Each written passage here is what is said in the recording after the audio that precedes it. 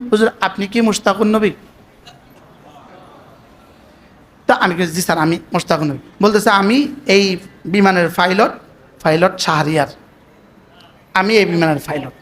এবার আমাকে বললেন যে হুজুর আপনি আমার সাথে আসেন। আমাকে নিয়ে গেলেন ককপিটে। কথা নিয়ে গেলেন ককপিটে, নিয়ে গিয়ে উনি আমাকে সুন্দর মতো এবার পুরা 2 ঘন্টা লাগায় বিমান চালায় কেমনি সব শিখাইলেন।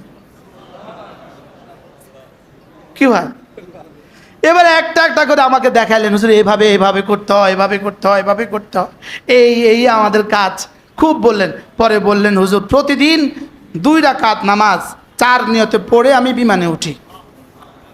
আপনার বয়ান থেকে আমি শুনছি 2 রাকাত নামাজ 4 নিয়তে পড়তে হয়।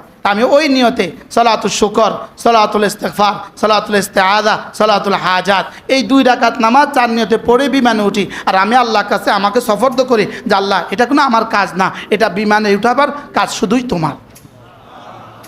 উনি বলতেছেন আমি কসম খেয়ে বলছি হুজুর এটা মানুষ পারবে না, এটা শুধুই আল্লাহ তাআলা করে। শুধুই কে করে? শুধুই আল্লাহ তাআলা করে, শুধুই আল্লাহ তাআলা করে। এবার বলেন যে হুজুর যতক্ষণ বিমানে থাকি ততক্ষণ আপনার দেওয়া তসবিহগুলো আমি পড়তে থাকি।